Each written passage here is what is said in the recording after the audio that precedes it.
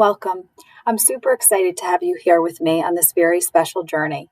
I'm going to take you through a course that I titled, What is Your Superpower? Engaging and Empowering Adolescent Learners with Action-Oriented Literacy Instruction. As I designed this course, I came across a piece of writing that I drafted 2 years ago. I was invited by my son's fourth grade teacher to join his class in the Two Writing Teachers Slice of Life Challenge. Talk about a challenge. I felt I had to not only show my son, but prove to him and his classmates that writing could be exceptionally powerful. Being a literacy coach, I felt driven to prove this, especially to my son more than ever. And with that, I wrote, What is your superpower? As I reread my piece of tucked away writing, it was then that I understood this was my spark, my inspiration for this course. How do we truly engage and empower our adolescent students as the capable readers and writers they are? What is their superpower, if you will? What makes them tick, get motivated, think, talk, and even write? In fact, many of these students have had 5 years of schooling or more. Why not take this opportunity to uncover even what can seemingly be hidden under their long, scraggly hair or their attitude-ridden sarcasticness? Yes, I said it because I have one of them myself. What sparks these middle schoolers?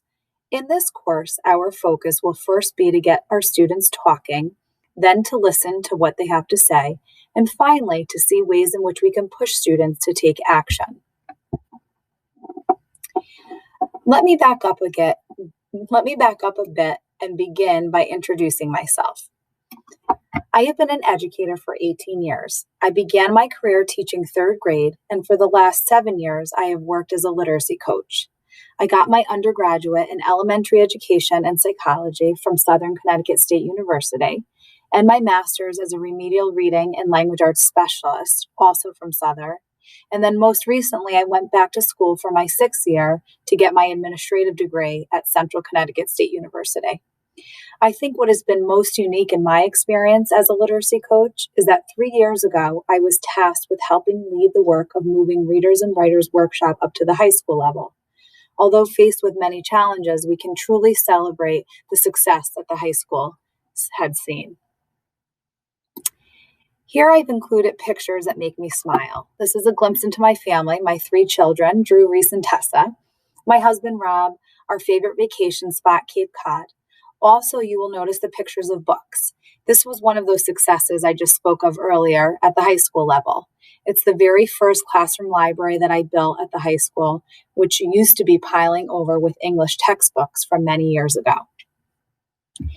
In part 1 of the course, Let's Chat, the importance of getting to know our students through conversation by engaging them right from the start, you will learn about discussion strategies to use in the classroom to get our students talking.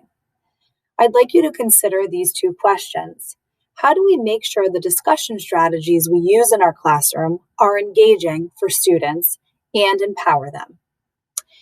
Second, how do we use these discussion strategies to get to know our students?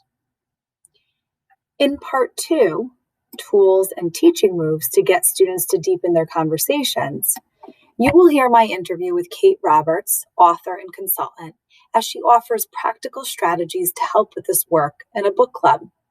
You will also practice listening in on a book club conversation to look for strengths and areas to support students. I'd like you to consider this question when going through this part. How might we support and get to know our students through conversation? In part 3 of the course, Using Our Voice to Take Action, students can be a trustworthy compass when given the tools and structures to generate their thinking. You will listen to 2 interviews I conducted. The first interview is with the High School Diversity Club as they reflect on the recent current events and how they have taken action in their own community. And the second interview is with a focus group of middle school students as they reflect on their distance learning experience. You will also be given several useful resources to explore further that can help support and empower student voice. Also, it can help support difficult conversations that happen in the classroom. In this part, I'd like you to consider this question. How do I create conditions for my students to speak up and use and develop their literacies by taking action? Finally, I'd ask that you please complete this Padlet before moving on to part 1. Think about a discussion strategy that you have tried or heard of or learned about to engage students. I hope you enjoy the course.